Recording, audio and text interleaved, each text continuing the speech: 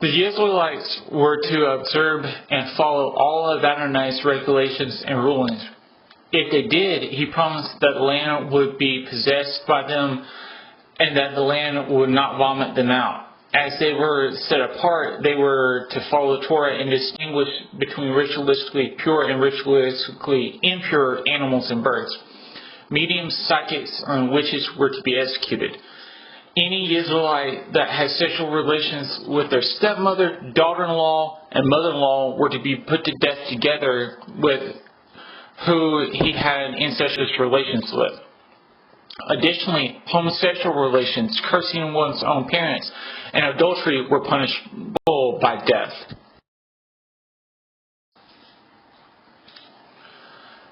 As discussed earlier, if a man or a woman was discovered to be having sexual relations with animals, he or she was to be handed over to the court of 23 judges. If 16 out of the 23 judges convicted the man or woman on witness testimony and evidence, he or she would be stoned as well as the animal. Other incestuous relations which were banned concerning having sexual relations with one's sister, stepsister, or half-sister. If one has sexual relations with his sister, it would be a dishonor to their parents, whereas having sexual relations with his stepsister or half-sister would dishonor his father. If a man had sexual relations with a woman experiencing menstruation, they were to be excommunicated.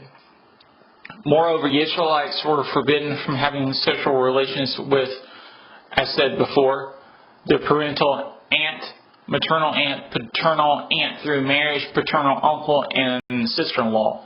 Leviticus 20:8 through 27.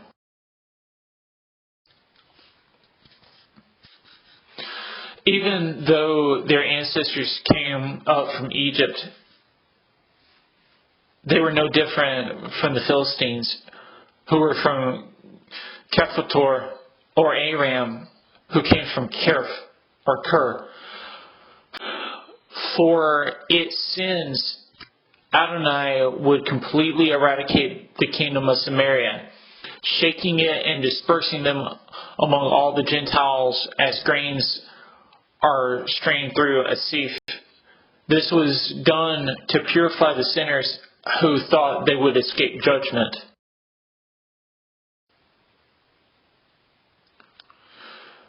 The time would come when the fallen tabernacle of David would be raised up and restored. The land would be bountiful and the fortunes replenished. The cities would be rebuilt and gardens and vineyards planted. Once it was restored, what would be left of the Gentile nations and Edom would be overtaken. Amos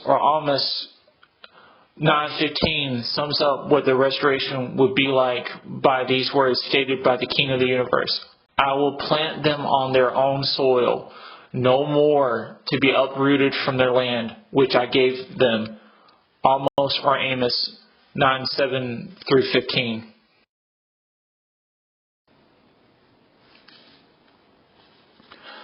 Then some Pharisees and Torah teachers from Jerusalem came to Yeshua and asked him, "Why is it that your students break the tradition of the elders? They do not do the ceremonial hand washing before they eat."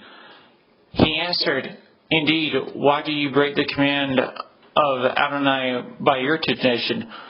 For Adonai said, 'Honor your father and mother,' and anyone who curses his father or mother must be put to death. But you say, if anyone says to his father or mother, 'I have promised to give to Adonai what I might have used to help you,' then he is rid of his duty to honor his father and mother. Thus, by your tradition, you make null and void the word of Adonai, you hypocrites. Isaiah was right when he prophesied about you. These people honor me with their lips, but their hearts are far away from me. Their worship of me is useless because they teach man-made rules as if they were doctrines." Then he called the crowd to him and said, "Listen and understand this. What makes a person unclean is not what goes into his mouth, rather what comes out of his mouth. That is what makes him unclean.